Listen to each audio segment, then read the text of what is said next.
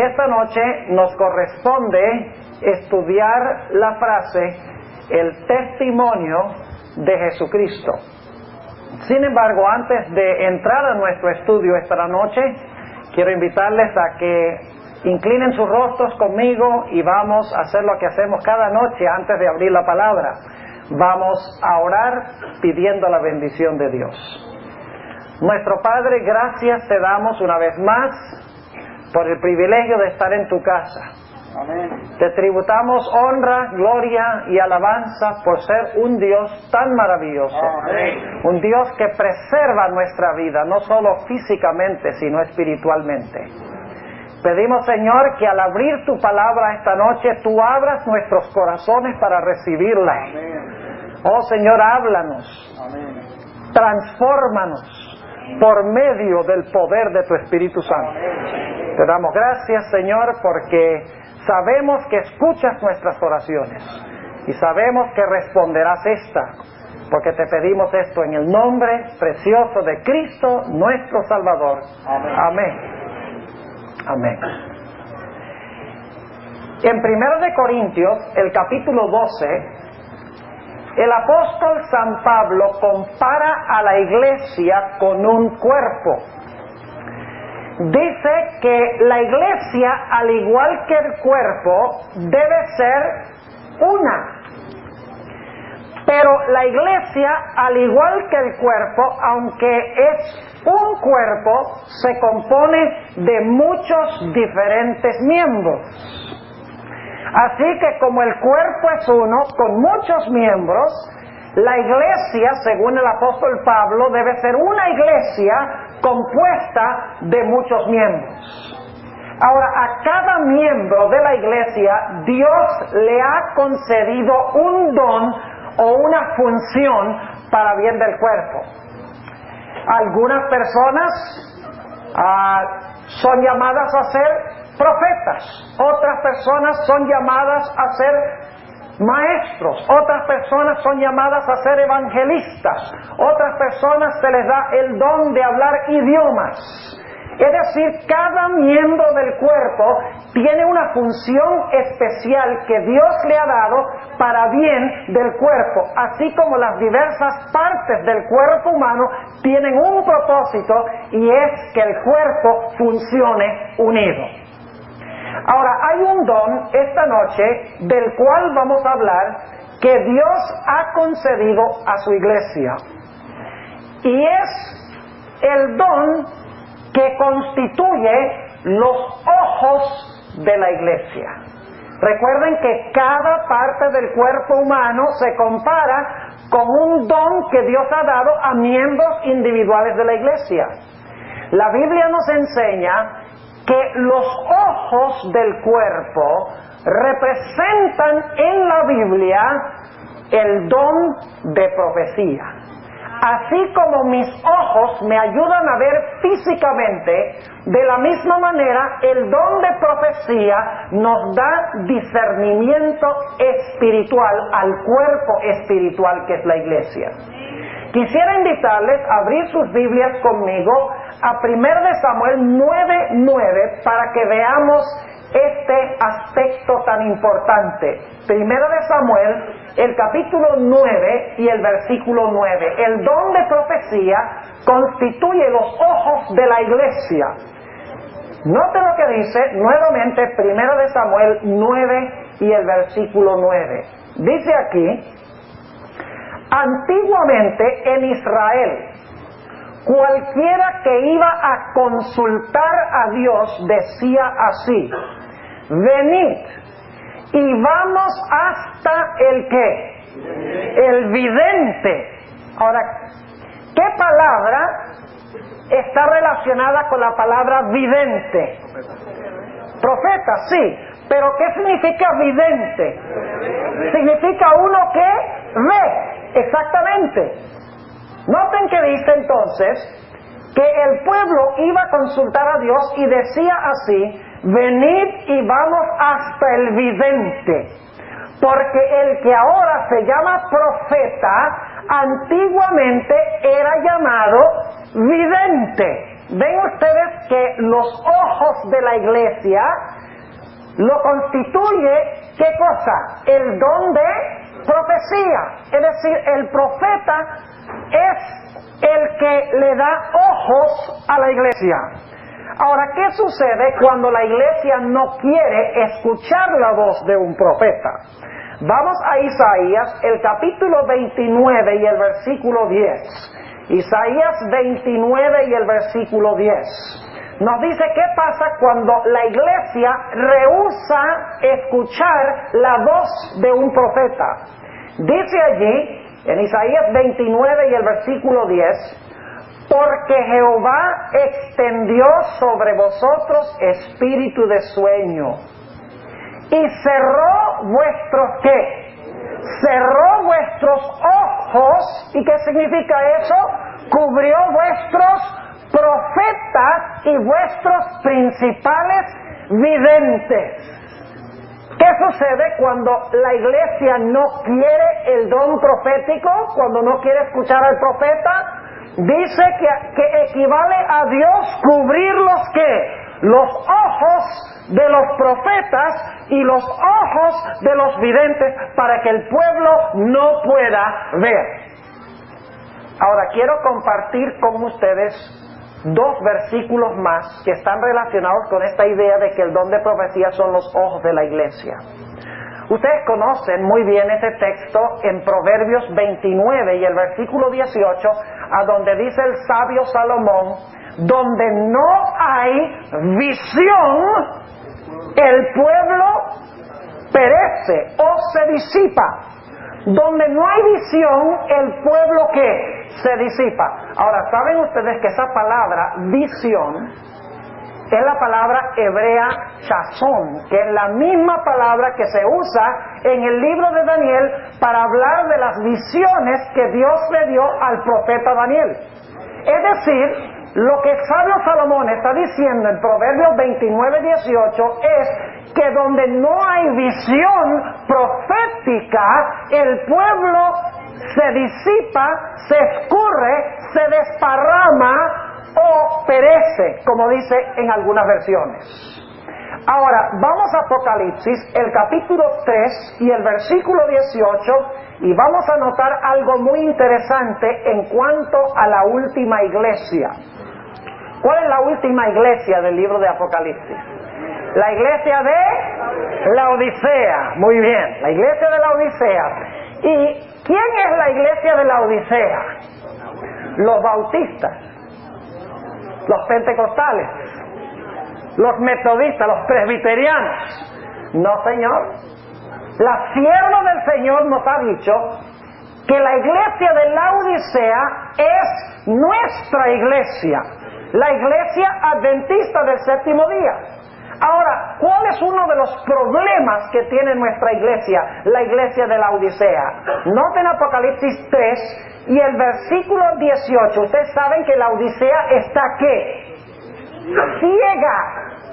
Entre otras cosas, desnuda, pobre, miserable, ¿verdad? Pero una de las características es que la iglesia de la Odisea está ¿qué? Ciega. ¿Será que está ciega porque no tiene en su medio un profeta? No, porque la iglesia remanente tiene su profeta, ¿sí o no?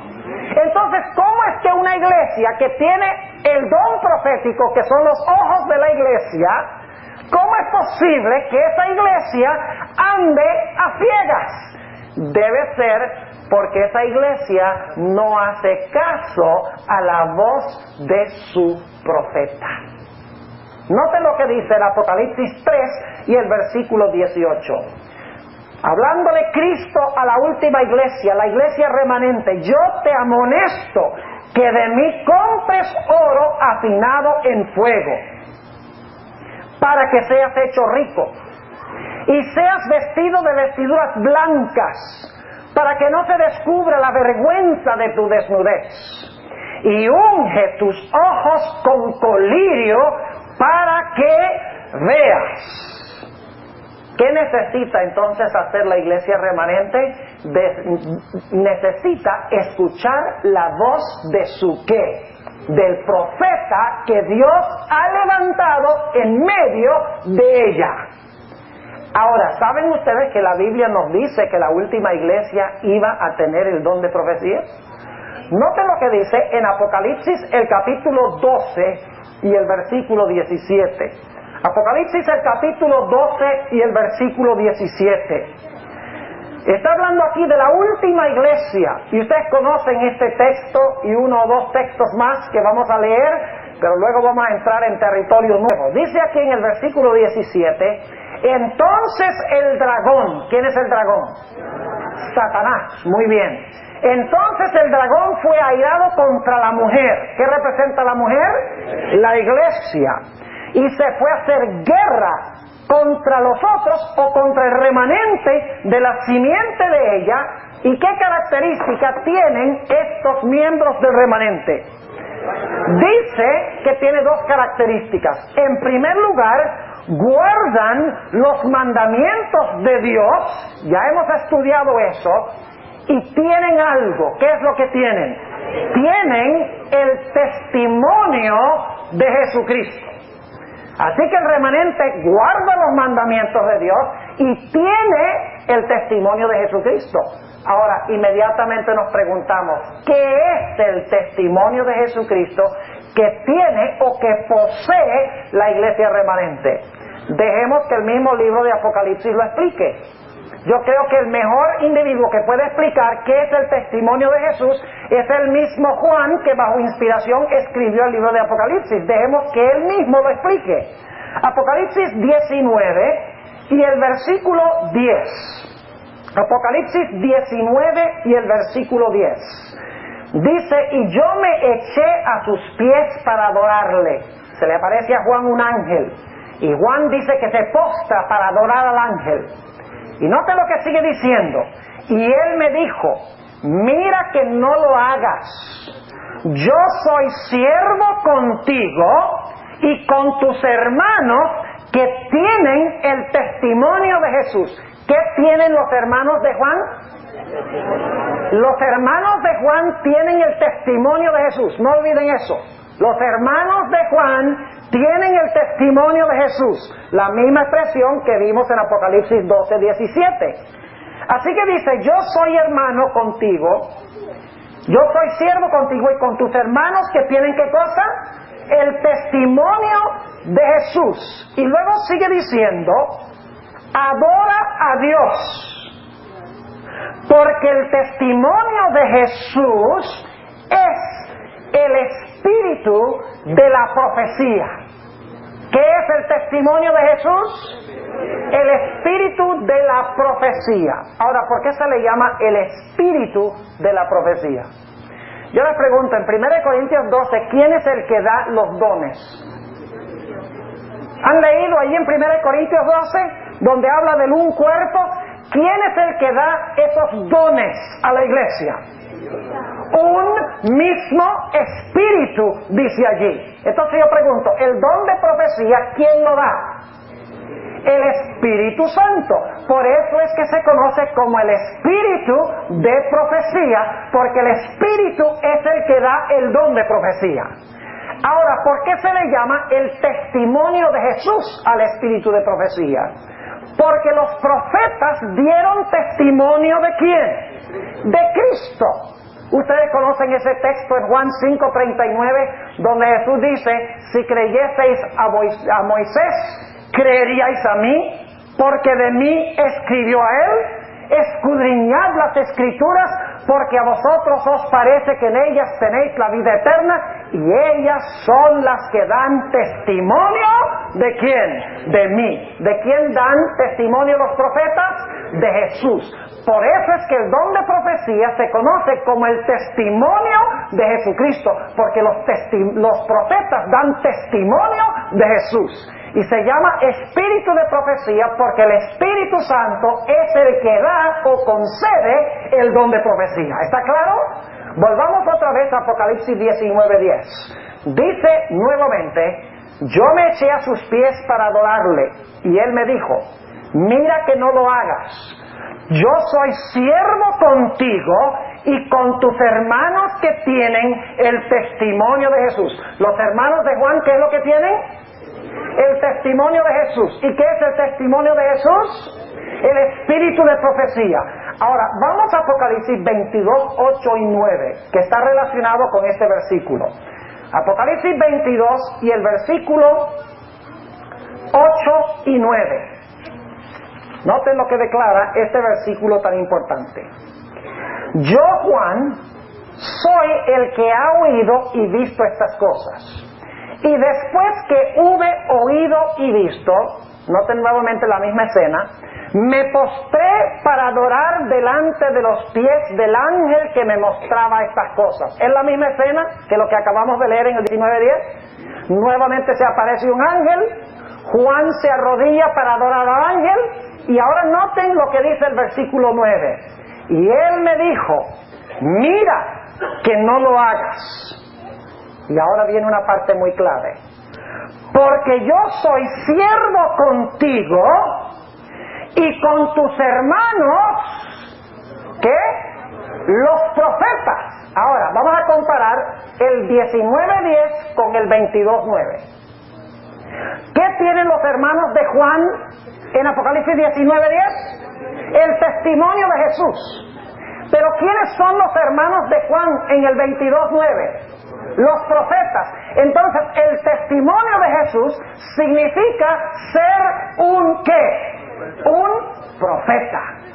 Entonces yo pregunto, ¿el remanente final que Satanás va a odiar va a tener en su medio la voz profética? Claro que sí. Va a tener el testimonio de Jesús, va a tener el mismo don que tenía Juan. Porque los profetas son hermanos de Juan porque tenían el mismo don que poseía Juan.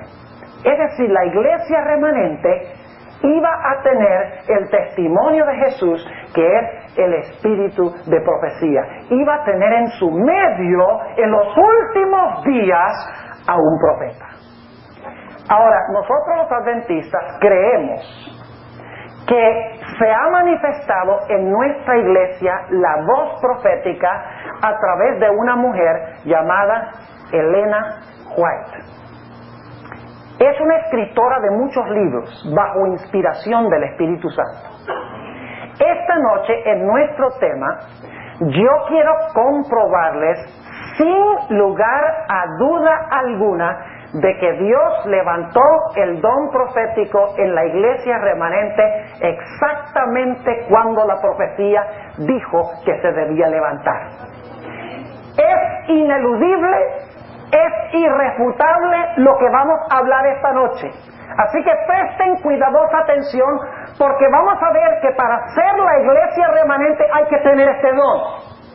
Hay muchas iglesias hoy que profesan ser la iglesia verdadera, pero para ser la iglesia verdadera tienen que tener la paciencia de los santos, tienen que guardar los mandamientos de Dios, tienen que tener la fe de Jesús, tienen que poseer el testimonio de Jesucristo, tienen que adorar al Creador guardando su santo sábado, tienen que creer que la hora de su juicio ha llegado, tienen que creer que Babilonia ha caído, tienen que advertirle al mundo en cuanto a la marca de la bestia, tienen que recibir el sello de Dios. Todo eso es un paquete que va con el remanente. Cualquier iglesia que profese ser la iglesia remanente necesita poseer todas estas características. Ahora, esta noche vamos a hablar del testimonio de Jesucristo. Lo primero que quiero hacer es hablarles un poco sobre lo que hace Dios cuando Dios le da a un profeta una profecía de tiempo. Saben que en el Antiguo Testamento hay varias profecías donde Dios habla de cierto tiempo específico conectado con esa profecía. Déjenme explicarles cómo funciona este asunto cuando Dios da una profecía de tiempo. Lo que hace Dios es que levanta un profeta. A ese profeta Dios le concede un mensaje. Dios le dice al profeta, habla el mensaje, escribe el mensaje, pero le dice, este mensaje, aunque yo te lo estoy dando a ti, en realidad no es para tu época. No es verdad presente en tu tiempo. Yo te lo estoy dando para que tú lo hables, para que tú lo escribas, para que lo sepas, Pero esto no va a ser verdad presente en tu época, porque yo ahora te doy una profecía de tiempo con este mensaje, y cuando concluya el tiempo de esa profecía que te estoy dando, entonces para aquella generación, al final de ese periodo de tiempo, esto será verdad presente. Ahora, lo interesante es que esta profecía que Dios le da al primer profeta, un mensaje conectado con un periodo de tiempo que no es verdad presente para la época de ese profeta, siempre es un mensaje conectado con juicio. Es un mensaje que siempre tiene que ver con juicio, y es un mensaje a través del cual Dios siempre habla de que cuando termine el periodo, Él va a sacar a un pueblo remanente. Ahora, ¿saben lo que es interesante?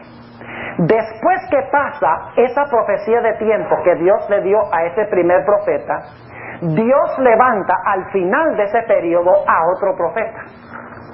Y a ese otro profeta, cuando concluye el tiempo, Dios le da el mismo mensaje que le dio al primer profeta. Solo que le dice a ese último profeta ese mensaje que no era verdad presente para la época del primer profeta. Ahora tú debes proclamar ese mensaje porque es verdad presente para tu generación. Se va a cumplir en tu tiempo y en tu época. Y ¿saben lo interesante? Este segundo profeta siempre habla un mensaje de juicio como el primer profeta. Y el segundo profeta que Dios llama al final de ese periodo, siempre saca juntamente con él a un pueblo remanente. Esa es la forma que Dios opera cuando Dios da en el Antiguo Testamento profecías de tiempo. Repasando, Dios llama a un profeta, le da un mensaje, junto con el mensaje le da una profecía de tiempo. Le dice, este mensaje no es verdad presente para tu época, no es para tu gente en tu tiempo, ni siquiera es para ti. Pasa el periodo de tiempo en esa profecía. Dios al final levanta a otro profeta. Este profeta predica el mismo mensaje que Dios le dio al primer profeta. Pero Dios le dice, ahora ese mensaje que hablé a mi primer profeta es verdad presente para tu época. Proclámalo porque se va a cumplir en tu época. Siempre es un mensaje de juicio, y al final del periodo de tiempo, Dios siempre saca a un remanente. Ahora, lo que yo he compartido con ustedes es un concepto abstracto, pero yo quiero en esta noche ilustrarles este punto para que les quede bien claro cómo opera Dios, porque nos va a ayudar a ver que Dios levantó el don profético en la iglesia remanente en el momento exacto en que dijo que se iba a levantar en el desarrollo de la historia. Ahora, yo quiero preguntarles, ¿quién fue el primer profeta bíblico? Escuché por ahí la respuesta, es correcta. El primer profeta bíblico fue Enoc. Vayan conmigo al libro de Judas. Judas 14 y 15. Judas 14 y 15. Dice aquí, y el libro de Judas es ese librito pequeño que se encuentra inmediatamente antes del libro de Apocalipsis. Es el penúltimo libro del Nuevo Testamento. Dice en el versículo 14, de los cuales también profetizó Enoc. ¿Qué hizo Enoc? Profetizó. ¿Creen ustedes que si profetizó fue profeta? ¿O es que ustedes conocen una persona que profetiza que no fue profeta? Claro que no. ¿Fue profeta Enoc, sí o no? Sí. Dice, de los cuales también profetizó Enoc, séptimo desde Adán, diciendo, he aquí el Señor es venido con sus santos millares a hacer ¿qué? Juicio contra todos, y a convencer a todos los impíos de entre ellos tocante a todas sus obras de impiedad que han hecho impíamente, y a todas las cosas duras que los pecadores impíos han hablado contra él. ¿Qué le está diciendo Dios a Enoc? Le está diciendo, yo voy a venir con mis santos millares a ejecutar juicio contra los impíos que han obrado impíamente. Ahora, ¿a qué se refería Enoc cuando profetizó en cuanto a Dios que iba a venir en juicio contra los impíos? La respuesta es que Enoc estaba hablando de dos eventos. En primer lugar, estaba hablando de la sociedad antediluviana, esa sociedad cuyo todo designio del pensamiento del corazón de ellos era solamente de continuo el mal. Es decir, Enoc estaba hablando primero de esa generación inicua antes del diluvio, pero también estaba hablando de la generación final inicua que iba a existir inmediatamente antes de la segunda venida de Jesús. Y algunos dirán, pastor, ¿cómo sabemos que Enoc estaba hablando de dos grandes eventos y no de uno solo? Por la sencilla razón de que el Señor Jesucristo en Mateo 24 conectó también los dos eventos. Jesús dijo, como en los días de Noé, así será también la venida del Hijo del Hombre. Jesús dijo que la condición antes del diluvio iba a ser la misma condición moral que iba a existir antes de la segunda venida de Jesús. Es decir, Enoc está profetizando dos eventos. Está profetizando la venida de Dios en juicio para castigar a ese mundo inicuo antes del diluvio, y está hablando de otro juicio al final de la historia cuando Cristo venga con sus ángeles en poder y gloria. Ahora yo pregunto, ¿en los días de Enoc se cumplió esta profecía de juicio? ¿Este mensaje era para los días de Enoc? ¿Se cumplió en los días de Enoc? Claro que no. Enoc vivió más de 800 años antes del diluvio. Es decir, este mensaje no era verdad presente en su época. Aunque Dios le dijo, voy a venir en juicio contra el mundo por causa de su iniquidad, Dios le dice, en realidad esto no va a pasar en tu tiempo. Tú ni siquiera lo vas a ver porque tú vas a estar en el cielo, como estudiamos en nuestro tema de anoche. Ahora yo pregunto, junto con este mensaje de juicio que Dios le dio a Enoc, ¿le dio Dios también una profecía de tiempo conectada con este mensaje de que Dios iba a venir en juicio para castigar al mundo antediluviano? La respuesta es que sí. Ahora ustedes dicen, ¿dónde encontramos la profecía de tiempo que Dios le dio a Enoc?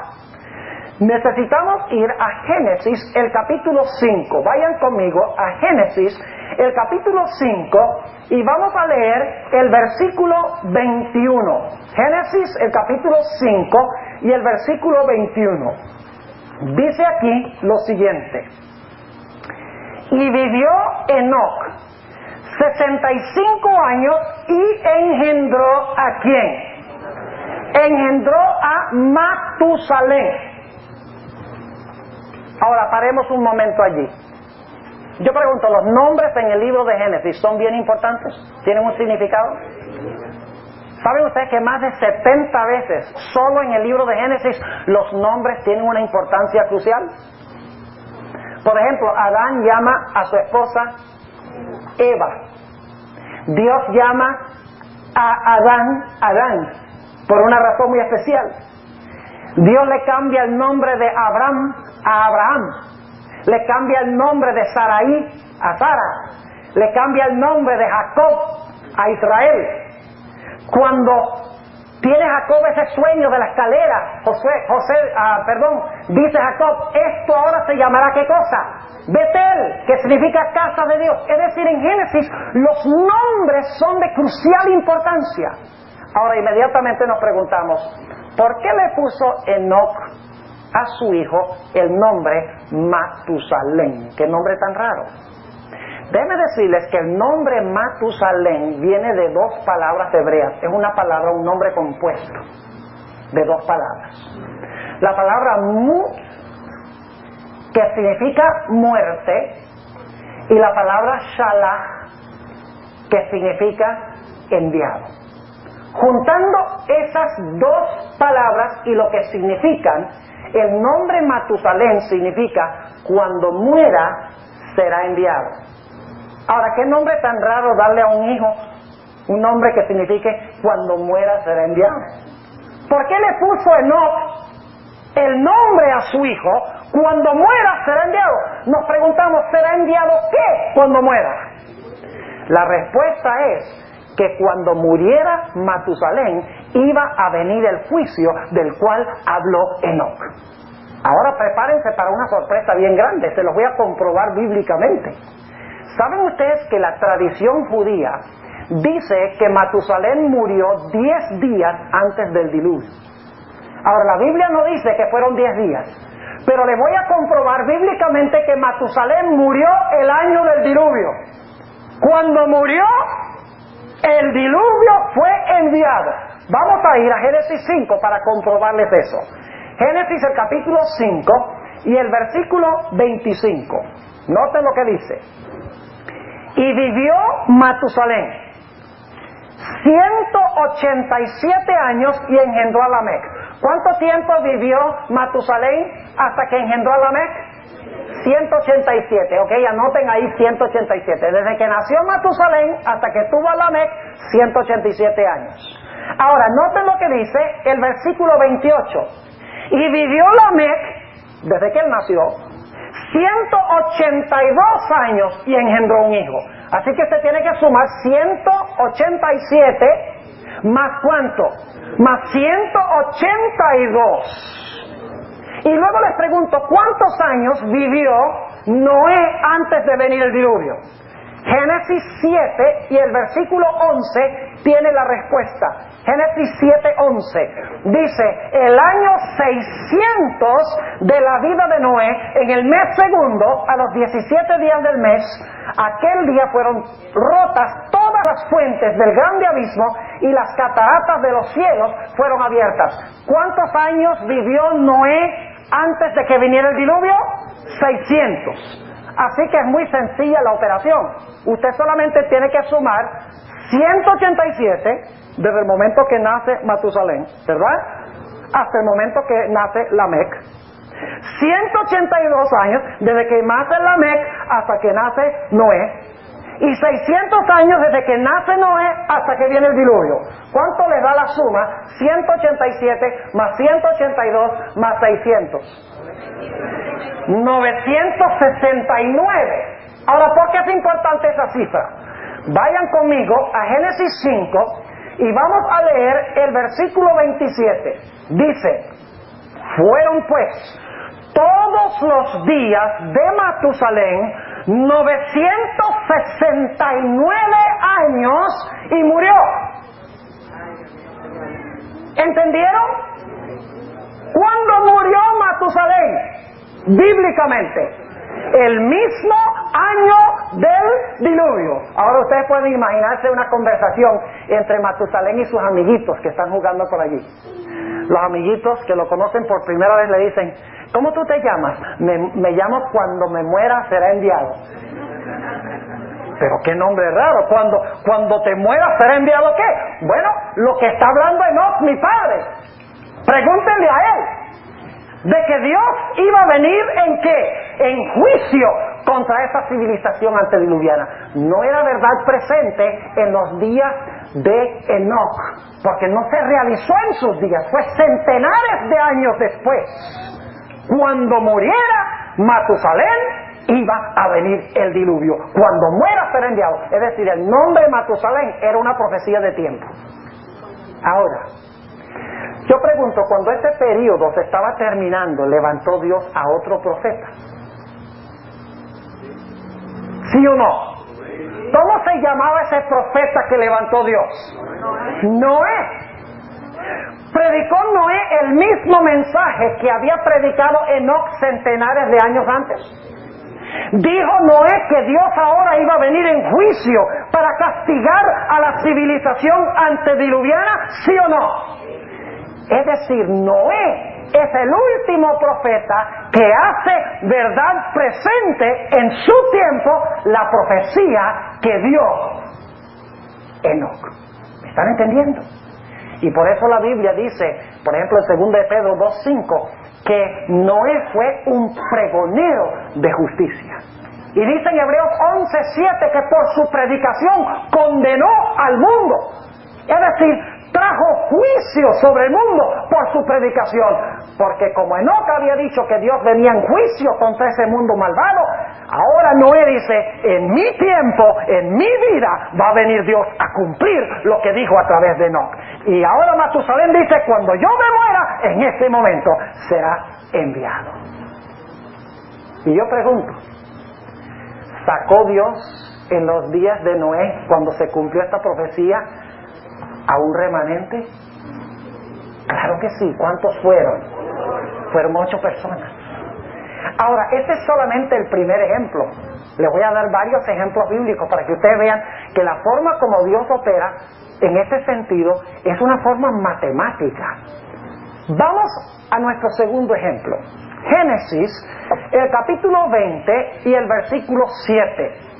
Génesis, el capítulo 20 y el versículo 7. La mayoría de la gente desconoce que Abraham fue un profeta. Pensamos de Abraham como patriarca. Pero la Biblia dice que Abraham fue un profeta. En un momento lo vamos a leer. Déjenme darles un poquito de marco histórico, de contexto. Ustedes recuerdan que la Biblia dice que Abraham fue y se encontró con Abimelech. Tenía miedo de que Abimelech iba a tomar a su esposa, que era muy bonita. Y entonces le dice a Sara, mira, dile que eres mi hermana. No le digas que eres mi esposa. Porque si le dices que eres mi esposa, entonces me mata a mí, te toma a ti. Por lo menos, si tú le dices que eres mi hermana, te va a tomar a ti, pero no me van a matar a mí. Y si no fuera porque Dios le dio a Abimelech un sueño, se hubiera realizado esto. Ahora, noten lo que dice el capítulo 20 y el versículo 7, Dios a Abimelech en este sueño. Ahora pues, vuelve la mujer a su marido, porque es profeta, y orará por ti y vivirá. Pregunta, ¿fue Abraham profeta, sí o no? Claro que sí. Ahora, ¿qué profecía de tiempo le dio Dios a Abraham? ¿Le dio Dios una profecía de tiempo a Abraham? ¿Vinculado con un mensaje? Claro que sí. Vayan conmigo a Génesis el capítulo 15. Génesis el capítulo 15. Y vamos a empezar nuestra lectura en el versículo 13. Génesis, el capítulo 15 y el versículo 13. Dice aquí, entonces dijo a Abraham, Dios está hablando, ten por cierto que tu simiente será peregrina en tierra no suya, y servirá a los de allí, y serán por ellos afligidos, ¿qué? 400 años. ¿Le dio Dios al profeta Abraham una profecía de tiempo? ¿Sí o no? Claro que sí. Ahora, ¿qué iba conectada con esta profecía de tiempo? ¿Qué mensaje iba conectado con esta profecía de tiempo? Noten lo que dice el versículo 14. Mas también a la gente a quien servirán, ¿qué? Juzgaré yo. Y después de esto saldrán con grande riqueza. El mensaje que Dios le dio a Abraham, ¿fue un mensaje de juicio? ¿Sí o no? ¿Iba vinculado con una profecía de tiempo? ¿Sí o no? Claro que sí. Ahora, ¿esta profecía era verdad presente para los días de Abraham? ¿Sucedió esto en los días de Abraham? ¿Qué va? Note lo que dice el versículo 15. Dice, y tú vendrás a tus padres en paz, y serás sepultado en buena vejez.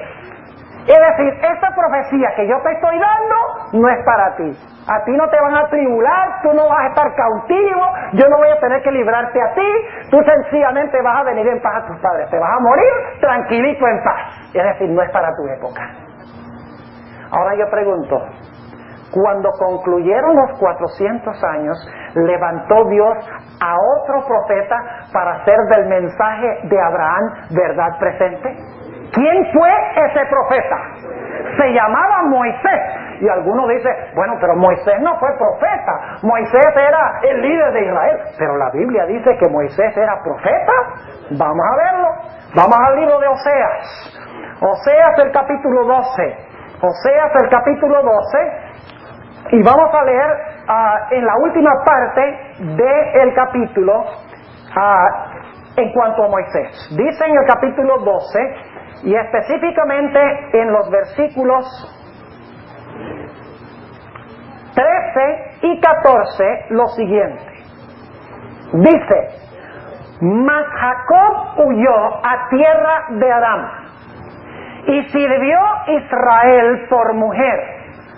Y por mujer fue pastor. Y ahora noten el versículo 14. Y por profeta hizo subir Jehová a Israel de Egipto, y por profeta fue guardado. ¿Fue Moisés un profeta? Claro que sí. Ahora yo pregunto, ¿Moisés habló sobre el mismo tema del cual había hablado Abraham? ¿Trataron el mismo punto? Sí, porque Abraham dijo, cuando pasen los 400 años, ustedes van a ser esclavos, cuando pasen los 400 años, al final del periodo, a esa gente yo la voy a juzgar. Al final del periodo, Dios levanta a Moisés y le dice a través de Moisés al pueblo, ahora es el momento que a esa gente yo la voy a juzgar y los voy a sacar a ustedes como le prometí a Abraham, mi profeta. ¿Hizo Moisés verdad presente el mensaje y la profecía de tiempo que había dado Abraham? Claro que sí. Y yo pregunto, ¿sacó Moisés de Egipto a un pueblo remanente? Claro que sí. Fíjense cómo funciona en este caso también. Pero estos no son los únicos ejemplos. A través de toda la historia, Dios opera, mis hermanos y mis hermanas, de esta forma matemática. Levanta un profeta, le da un mensaje, junto con el mensaje una profecía de tiempo, le dice, esta profecía no es para tu época, nada más te la doy a ti. Después que pase el tiempo, yo levanto otro profeta. Ese profeta dice, ahora el mensaje del primer profeta es verdad presente, porque el tiempo ha concluido, Dios juzga y Dios saca a un pueblo remanente. Esa es la forma como opera Dios cuando da estas profecías de tiempo. Ahora vamos a nuestro tercer ejemplo. Vayan conmigo a Jeremías, el capítulo 25. Jeremías, el capítulo 25, y vamos a leer los versículos 11 y 12. Yo pregunto, ¿Jeremías era profeta? Siento que podría haber algunos aquí que lo dudan. Vamos a leer Jeremías 1.5 para que les quede claro que era profeta. Jeremías 1.5 dice, Dios hablando en cuanto a Jeremías, antes que te formase en el vientre te conocí, y antes que salieses de la matriz te santifiqué, te di ¿por qué? Por profeta a las gentes. Ahora vamos al capítulo 25 y vamos a leer los versículos 11 y 12. ¿Le dio Dios a Jeremías una profecía de tiempo con un mensaje de juicio? ¿Cómo no? Note lo que dice el versículo 11. Y toda esta tierra, hablando de la tierra de Israel, Dios va a venir para castigarlos por su apostasía. Babilonia va a venir y va a destruir el templo, la ciudad, los muros. Dice, y toda esta tierra será puesta en soledad, en espanto, y servirán estas gentes al rey de Babilonia, ¿cuánto? 70 años. ¿Le dio Dios a Jeremías una profecía de tiempo? ¿Sí o no? ¿Y qué dice Dios que va a pasar después de los 70 años? Versículo 12. Y será que cuando fueren cumplidos los 70 años, es decir, al final del periodo de tiempo, visitaré sobre el rey de Babilonia. ¿Qué significa eso? Visitaré sobre el rey de Babilonia. ¿Ustedes creen que esa es una visita amistosa? Como yo los visito en la casa durante esta semana. Ustedes saben que en la Biblia la palabra visitaré significa vendré ¿en qué? En juicio. Por ejemplo, el mandamiento dice, visitaré la maldad de los padres sobre los hijos hasta la tercera y la cuarta generación. Pregunto entonces, ¿el mensaje que Dios le dio a Jeremías era un mensaje de juicio? ¿Que cuando concluyera este tiempo Dios iba a venir en juicio contra Babilonia? ¡Claro que sí! ¿Esto se realizó en los días de Jeremías? No, ni siquiera la gente creía lo que estaba diciendo. Ustedes pueden leerlo. Cuando el rey recibió el rollo con las profecías de Jeremías, el rey dijo, muchas gracias, me sirve de combustible. Y lo echó al fuego. Porque Israel no creía ni siquiera que esto iba a pasar. Jeremías murió antes de que el pueblo fuera llevado a cautiverio. Es decir, Dios le dio este mensaje a Jeremías, le dio la profecía de tiempo, le dio lo que iba a pasar cuando concluyera la profecía de tiempo, pero no era verdad presente para los días de Jeremías. Ahora yo pregunto, después de este periodo de los 70 años, ¿levantó Dios a otro profeta para hacer verdad presente el mensaje que le había dado a Jeremías? ¿A quién levantó? A Daniel. Vamos al libro de Daniel para que ustedes vean cómo funciona esto. Daniel, el capítulo 9. Y saben ustedes que Daniel, el capítulo 9, está relatando eventos que suceden 2 años antes de terminarse los 70 años. 2 años antes de concluir esta profecía. Ahora Daniel va a hacer verdad presente lo que Dios le dio a Jeremías. Note lo que dice Daniel 9, 1 y 2. En el año primero de Darío, hijo de Asuero, de la nación de los Medos, el cual fue puesto por rey sobre el rey de los caldeos, en el año primero de su reinado, yo, Daniel, miré atentamente en los libros el número de los años del cual habló Jehová al profeta Jeremías, que había de concluir la asolación de Jerusalén en 70 años. ¿Por qué Daniel está estudiando la profecía de los 70 años? ¿Por qué esta profecía específica? Tantas profecías que estudiar. Pero está estudiando la profecía de los 70 años. ¿Por qué razón? Porque Daniel va a hacer del mensaje de Jeremías verdad presente en su época. ¿Cumplió Dios en los días de Daniel esta profecía? ¿Usó a Daniel para dirigir al pueblo de Dios en su éxodo de Babilonia? ¿Ustedes saben que sí? Y yo pregunto, ¿sacó Dios de Babilonia a un pueblo remanente? Claro que sí. Pero los ejemplos no terminan aquí. Recuerden que estamos tratando de ver cuándo Dios iba a levantar el último profeta en la iglesia remanente, el testimonio de Jesús, el don de profecía. Vamos a nuestro siguiente ejemplo. Yo me imagino que la mayoría de los que están aquí conocen una profecía que se conoce como la profecía de las 70 semanas. ¿Han oído hablar de la profecía de las 70 semanas? No voy a leer ni siquiera los versículos, ustedes los pueden conseguir en Daniel 9, 24 al 27. ¿Cuántos años son las 70 semanas? 490 años. Yo pregunto, ¿quién está en el mismo centro de la profecía de las 70 semanas? ¿Cuál es la semana más importante de todas? La última. Y yo pregunto, ¿qué 3 grandes eventos se profetizan en cuanto a esa última semana? Primero, en el año 27, el Mesías iba a hacer ¿qué cosa? Ungir. Al comienzo de esa última semana de años, una semana tiene 7 días, pero en las profecías un día equivale a un año. En esos últimos 7 años de los 490 años de la profecía de las 70 semanas iban a pasar 3 cosas cruciales. Primero, el Mesías iba a ser ungido. ¿A qué se refería eso? ¿Cuándo fue ungido Jesús? En el momento de su bautismo. El segundo gran evento que se iba a realizar en la profecía de las 70 semanas, al final, era que en la mitad de esa última semana el Mesías iba a ser ¿qué? Muerto o crucificado. Yo pregunto, ¿se realizó eso con Jesús? ¿Murió como el Cordero de Dios en la mitad de esa última semana? Claro que sí. Y el tercer evento que se iba a realizar en esa última semana de la profecía de las 70 semanas era el rechazo del Mesías por la nación judía, y el mensaje iba a ir de los judíos a los gentiles.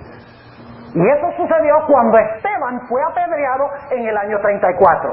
3 grandes eventos en la profecía de las 70 semanas. 1, el bautismo del Mesías. 2, que el Mesías iba a ser crucificado como el Cordero de Dios que quita el pecado del mundo. Y 3, la nación judía iba a ser rechazada como el pueblo especial de Dios. Ahora yo pregunto, ¿esta profecía era verdad presente en los días de Daniel? Esta profecía de tiempo, donde él hablaba de que el Mesías iba a venir, iba a ser ungido, iba a morir como el Cordero, la nación judía iba a ser rechazada, ¿esa era verdad presente en los días de Daniel? ¿Qué va? Daniel murió centenares de años antes que se cumpliera esto. Pero ahora yo les pregunto, Al final de ese periodo levantó Dios a otro profeta para decir que el tiempo de las 70 semanas se había cumplido y que el Mesías había llegado, ¿sí o no? ¿Quién fue ese profeta? Juan el Bautista. Vayan conmigo al libro de San Lucas, el capítulo 7. Lucas 7 y el versículo 26 hasta el versículo 28. Lucas 7, 26 al 28. Aquí está hablando Jesús. ¿Mas qué salisteis a ver? ¿Un profeta? También os digo, y aún más que un profeta. ¿Qué era Juan el Bautista? No cualquier profeta, era que más que un profeta. Este es de quien está escrito: he aquí envío mi mensajero delante de tu faz, el cual aparejará tu camino delante de ti. Porque os digo que entre los nacidos de mujeres no hay mayor profeta que Juan el Bautista, mas el más pequeño en el reino de los cielos es mayor que él. Pregunta: ¿fue Juan el Bautista un profeta, sí o no? ¿Y por qué fue levantado Juan el Bautista? ¿Quién ungió? ¿Quién bautizó a Jesús? Y cuando lo bautizó, ¿cómo lo presentó? He aquí el Cordero de Dios que quita el pecado del mundo. ¿Está siendo verdad presente la profecía de las 70 semanas, la última semana, sí o no?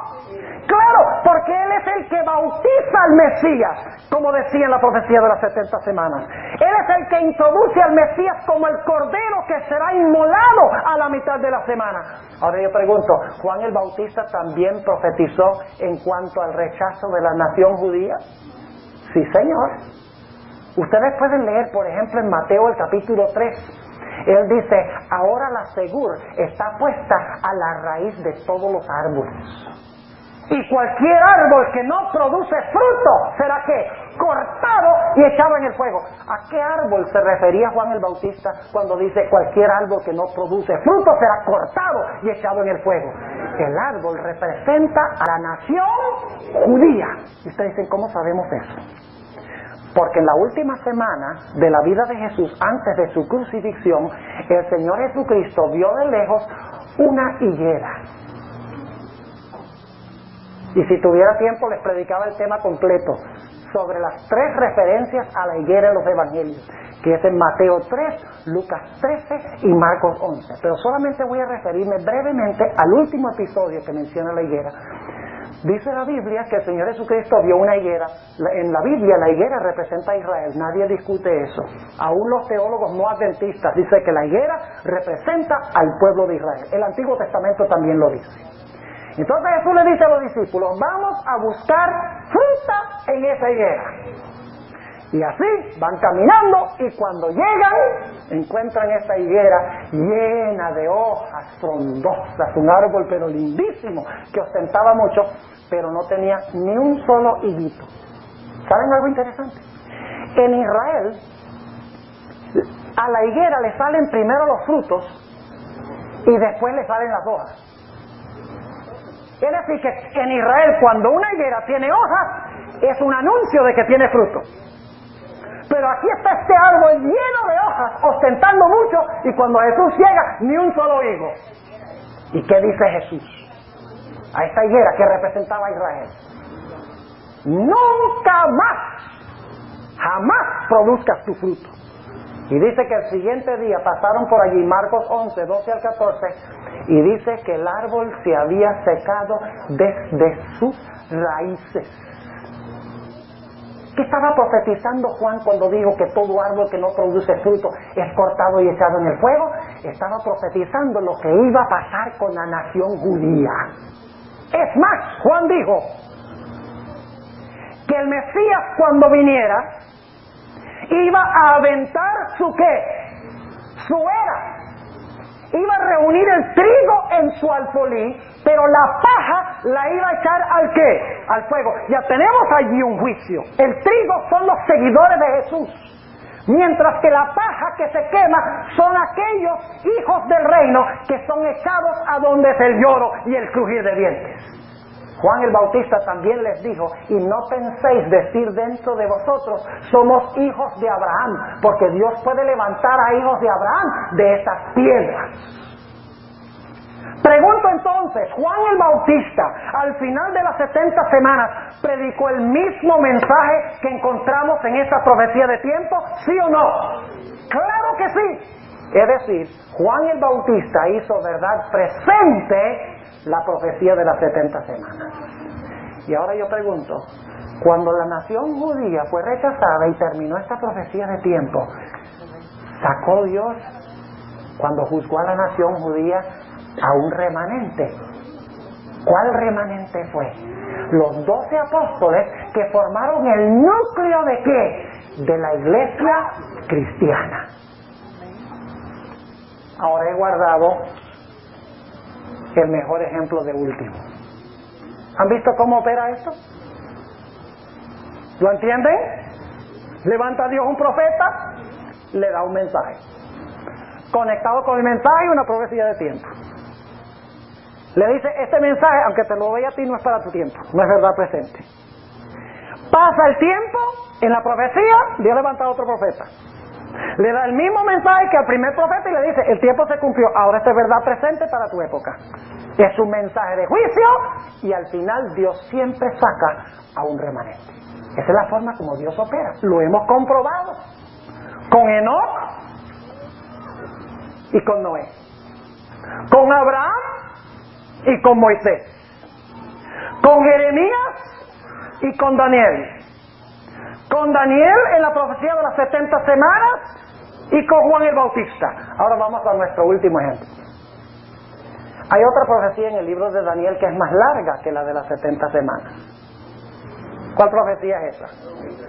La profecía de los 2300 días. Que no son días, sino que son ¿qué? Años. ¿Con qué tiene que ver esta profecía de los 2300 días?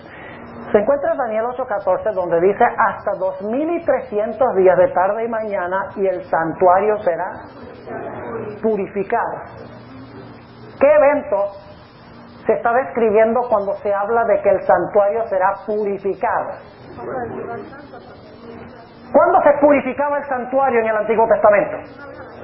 Una vez al año, en el día de la expiación. ¿Era un día de juicio, sí o no? Claro, era un día cuando Dios separaba a los penitentes que afligían su alma en el día de la expiación, ayunaban, lloraban por perdón de sus pecados de aquellos que no simpatizaban con la obra del sumo sacerdote. Era un día de juicio, el Yom Kippur, el día de expiación. Es decir, que en Daniel 8:14 se está prediciendo que en 2300 años, desde el tiempo cuando empezó a cumplirse esta profecía, el santuario iba a ser purificado. Es decir, iba a comenzar ¿qué cosa? El juicio. Y tiene que haber comenzado en el santuario celestial, porque 2300 años después de los días de Daniel no había santuario terrenal, había sido destruido en el año 70 por las tropas de los romanos. Tiene que ser otro santuario. El libro de Hebreos dice que ahora el santuario es donde está Cristo. El sumo sacerdote es Cristo. La ciudad no es Jerusalén terrenal, sino la Jerusalén celestial. Es decir, hoy en día el santuario que va a ser purificado es el santuario celestial a donde ministra Cristo, nuestro sumo sacerdote. Así que Dios le da a Daniel esa magnífica profecía, que en 2300 años el santuario iba a ser purificado. Dos cosas, una profecía de tiempo y un mensaje de purificación del santuario conectada con la profecía de tiempo. Ahora yo pregunto, ¿esta era verdad presente para los días de Daniel? Vamos a Daniel 12, para que ustedes vean que en los días de Daniel esto no era verdad presente. Daniel, el capítulo 12 y el versículo 4, Daniel 12 y el versículo 4, dice aquí: tú, empero, Daniel, cierra las palabras y ¿qué? Y sella el libro. ¿Cuál libro? específicamente la porción de Daniel que tiene que ver con esta profecía de 2300 días. Dice, cierra las palabras y sella el libro, ¿hasta cuándo? Hasta el tiempo del fin. ¿Qué significa sellar y cerrar un libro?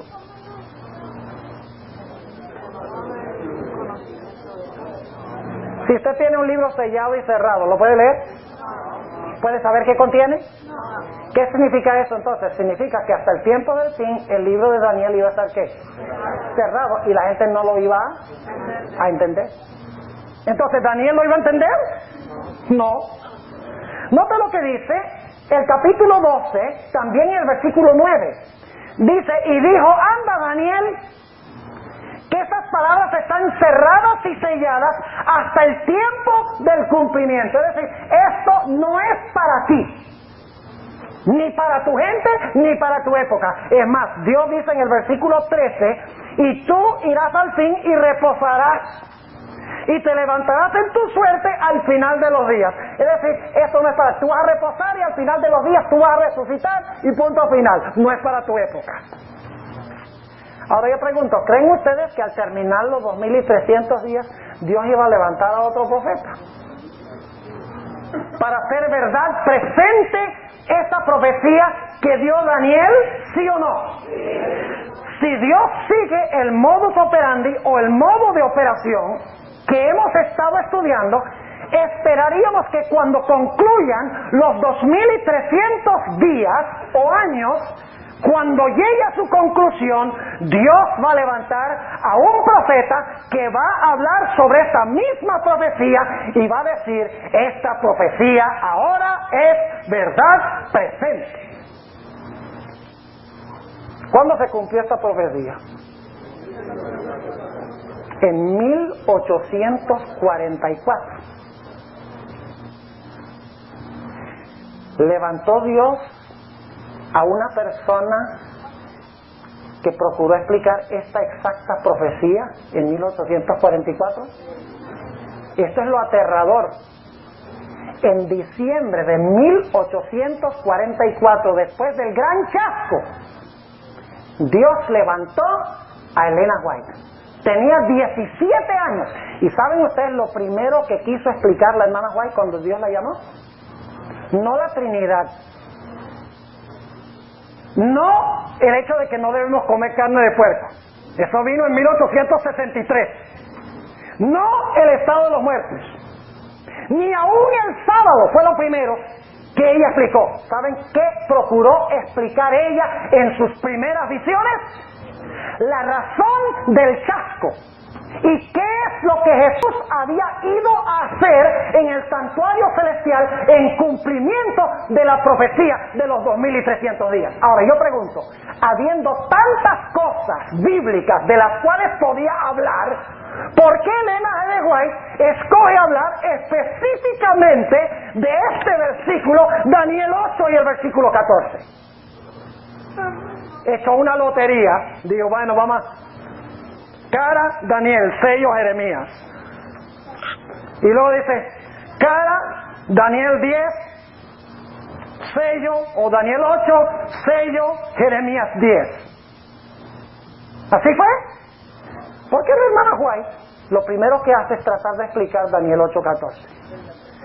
Porque ella es el segundo profeta que Dios levantó para explicar esta profecía de tiempo que había dado Daniel. Ella se levantó y predicó ese versículo exacto en 1844, la fecha exacta cuando se cumplió esta profecía. Hizo verdad presente la profecía que había dado Daniel tanto tiempo antes y dijo, ahora el juicio ha comenzado. Daniel dijo, el santuario será purificado. Elena White dice, el santuario, Cristo ha comenzado ¿a qué? A purificar. ¿Tiene que ver el mensaje de la hermana White con el juicio? ¿Daniel 8:14 con el juicio, sí o no? Ahora, sacó Dios bajo el liderazgo de su profeta a un pueblo remanente. ¿Sí o no? ¡Claro! La iglesia remanente la sacó bajo el liderazgo de Elena White. Ahora escuchen bien lo que voy a decir. En un radio de unos 20 años, alrededor de 1844, se levantaron muchos movimientos religiosos. Déjenme compartir algunos de ellos con ustedes, aunque hay más. Durante este periodo, alrededor de 1844, se levantaron los mormones, con su profeta José Smith. Se levantaron los testigos de Jehová, con su profeta Charles Russell. Se levantó la ciencia cristiana, con su profetisa Mary Baker Eddy. Se levantó el espiritismo moderno, con sus campeonas, las hermanas Fox, de Rochester, Nueva York. Se levantó el pentecostalismo moderno bajo el liderazgo de una mujer que pocas personas conocen su nombre, pero es la que estableció firmemente el pentecostalismo en los Estados Unidos. Se llama Margarita McDonald. Durante este tiempo se levantó Darwin. Es más, Darwin terminó su libro El origen de las especies en el año 1844. Interesante, el mismo año que Dios llama al profeta. Se levantó también Karl Marx y Engels y escribieron su libro El Manifiesto Comunista. Ahora yo pregunto, ¿por qué será que se levantaron tantos movimientos con sus profetas alrededor de este periodo? ¿Creen ustedes que es un accidente? No. ¿Qué quería hacer Satanás? Quería confundir para que la gente no supiera a dónde buscar. Tantos movimientos con tantos campeones y profetas, ¿a dónde busco? Yo les digo dónde buscar. Busquen el profeta que habla del versículo que habló el primero. Ninguno de estos otros profetas habló de Daniel 8:14. Y mi Biblia me dice que para que el profeta pudiera ser el verdadero, tenía que hablar de lo que habló el primer profeta. Y por eso Elena L. White habló precisamente de este versículo y fue la única de todos los movimientos y de todos esos profetas que se levantaron alrededor de 1844 que trató este versículo específico. Pregunto entonces, ¿levantó Dios el don profético en la iglesia adventista en el momento exacto y preciso cuando dijo que lo iba a levantar? Claro que sí. Ahora, déjeme concluir con esto.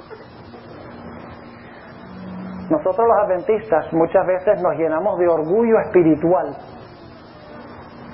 Decimos, nosotros somos el pueblo remanente de Dios. Guardamos los mandamientos. Tenemos el testimonio de Jesucristo. Pero ni guardamos los mandamientos, ni le hacemos caso al testimonio.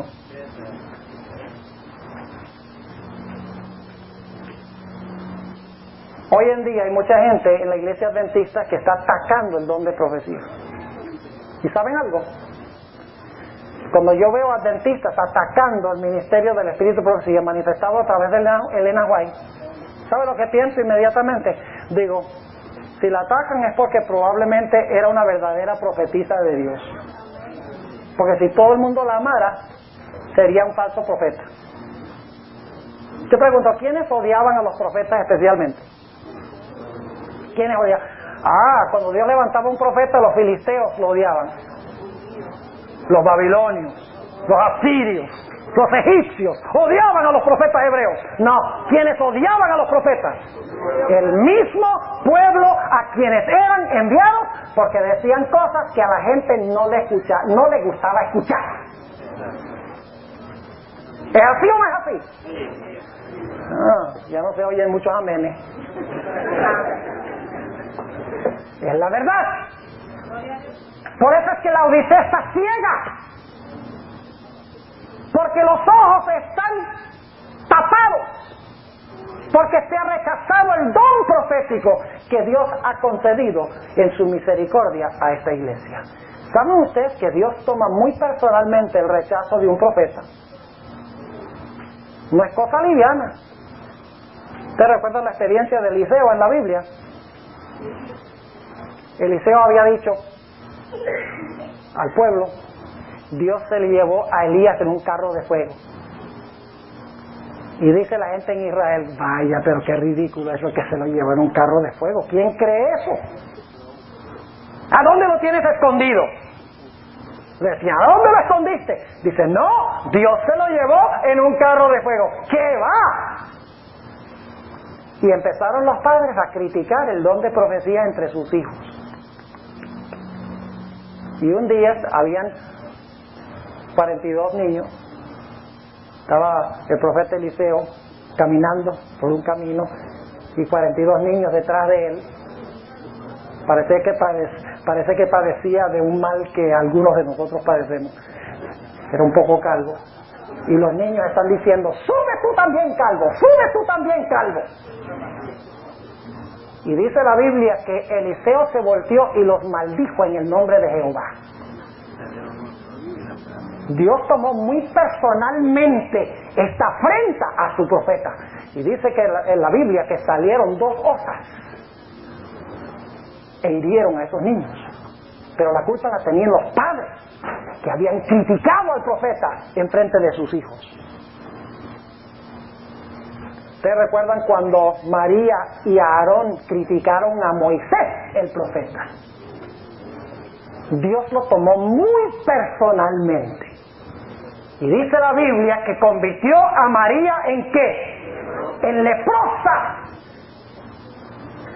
Dios considera muy serio rechazar la voz de su profeta. Y ustedes saben que cuando Dios llamó a Samuel, vamos a leer ese versículo, 1 de Samuel, el capítulo 8 y el versículo 7. ¿Saben ustedes que cuando la gente rechaza la voz del profeta, no están rechazando al profeta? La hermana White dice, los que rechazan mis escritos no están rechazando al humilde gusano humano, sino que están rechazando a Dios. 1 de Samuel, el capítulo 8 y el versículo 7, cuando el pueblo quería un rey humano y no querían a Jehová como su rey. Y dijo Jehová a Samuel, oye la voz del pueblo en todo lo que te dijeren, porque no te han desechado a ti, sino a mí me han desechado para que no reines sobre ellos. Cuando rechazaron a Samuel, ¿rechazaron a quién? Rechazaron a Dios. Hay muchas reacciones al espíritu de profecía y concluyo con esto. Hay personas que abiertamente atacan el espíritu de profecía. Por lo menos uno sabe dónde esta gente está parada. Atacan abiertamente. Pero hay actitudes más peligrosas. Hay aquellos que ignoran los escritos inspirados. No los atacan, pero los ignoran. No los leen. Inclusive un hermano una vez, fui a su casa y este hermano me llevó a la biblioteca de su casa y me mostró toda la colección de los libros del Espíritu de Profecía y todos estaban cubiertos con su celofán. Y me dice, mire pastor, tengo todos los libros de la hermana White. Le digo, oye hermano, están muy lindos, pero ¿por qué están todavía en celofán? Dice, porque si no los dejo en el celofán, se dañan. Eso ilustra el problema que tienen muchos adventistas. Los libros están llenos de polvo o están en celofán y no los estamos leyendo. No los atacamos, pero los ignoramos, que es lo mismo, los vamos a perder igual. Hay otras personas que hacen un uso selectivo del espíritu de profecía. Un uso selectivo. Antes de que usted use el espíritu de profecía para aplicárselo a otro, asegúrese que usted está viviendo en armonía con todo. Les doy una ilustración. Mi papá, cuando era presidente en esa época de la misión venezolana oriental en Caracas, se fue por allá a una ciudad que se llama Carúpano, en el oriente de Venezuela. Se fue con el departamental de educación porque estaban teniendo problemas, como ustedes aquí, no conseguían suficientes alumnos para la escuela. Y el departamental de educación un sábado por la mañana llegó y sacó los libros de la hermana White, el libro de la educación cristiana, leyó citas de la hermana White y le dio pero leña a los hermanos. Le dio palo limpio. ¿Por qué no mandaban a sus hijos que mire lo que dice la sierva de Dios? Y había un hermano en la iglesia, el primer anciano, que estaba bien molesto, porque de verdad los apabulló. La próxima mañana estaba mi papá y el departamental allí en el restaurante, desayunando antes de irse, y ese primer anciano tenía que decirle algo a mi papá antes de que se fuera, así que llegó al hotel, a la recepción, y preguntó por mi papá, y el señor le dijo, no, ellos están comiendo en el restaurante, así que si te quiere vaya. Se metió ahí al restaurante, llega a la mesa donde está mi papá y el departamental de educación, y el departamental se está comiendo su tremendo bistec. Y ahora el anciano le dice, aquí me saco el clavo, y mira a ese departamental en los ojos, y le apunta con el dedo, y le dice, usted es un hipócrita. Ayer usted nos apabulló y nos hirió leyendo del espíritu de profecía que debemos mandar a nuestros hijos a escuelas adventistas. ¿Qué dice la sierva de Dios en cuanto a comer carne? Mi papá dice, para usar sus propias palabras, que parecía que ese departamental se había tragado un sapo. ¿Qué iba a decir? Nada, no pudo decir nada. Se puso de todos los colores, se tragó la lengua. Se fue el hermano contento de haberse sacado ese clavo de encima. Y después que se fue, mi papá lo miró y le dijo, mire, asegúrese antes de usar el espíritu de profecía que usted esté viviendo en armonía con todos los principios que ella da. Mis hermanos y mis hermanas, a veces se usa el espíritu de profecía como un bate para maltratar a la gente en la iglesia. Dios no dio el espíritu de profecía para eso. Dios dio el espíritu de profecía para que nosotros individualmente lo estudiemos y lo practiquemos de una forma concienzuda en nuestra vida. Dios quiere que nosotros lo estudiemos y apliquemos los principios a nuestra vida. Y saben que si lo hacemos seremos mucho más felices. Yo no tengo ninguna duda de que Dios levantó el espíritu de profecía exactamente cuando dijo que la iba a levantar. Lo hemos demostrado esta noche. Si alguno cree que puede refutar lo que yo he presentado esta noche, lo animo de que trate de hacerlo, porque lo hemos estudiado de la Biblia. ¿Cómo Dios opera? Dios tenía que levantar un profeta en 1844 para hablar de los 2300 días, y lo hizo en el lugar exacto, en el momento exacto, cuando levantó el espíritu de profecía. La pregunta clave es, ¿qué vamos a nosotros a hacer con el espíritu de profecía? ¿Lo vamos a dejar ahí? ¿No les parece que es mejor sentarse a leer el deseado de todas las gentes que sentarse a ver horas y horas de televisión?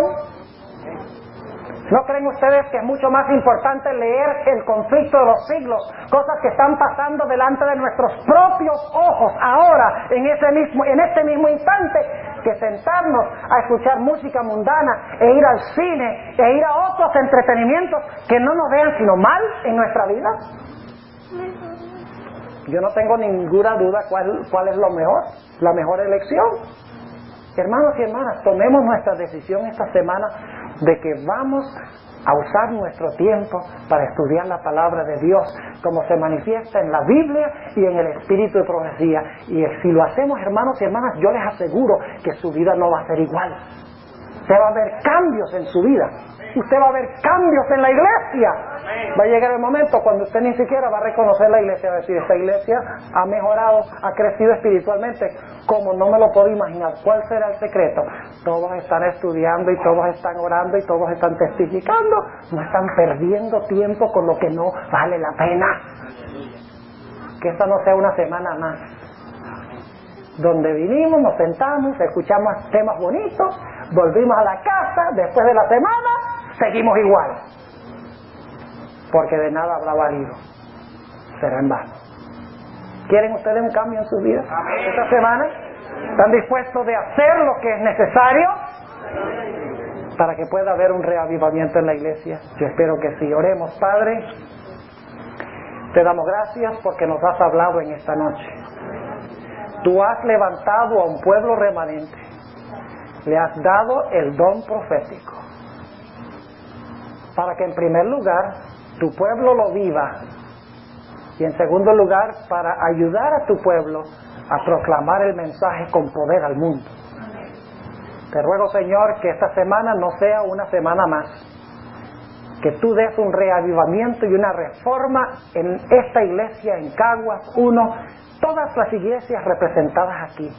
Ayúdanos, Señor, a dedicarte el tiempo que tú te mereces para que podamos crecer espiritualmente.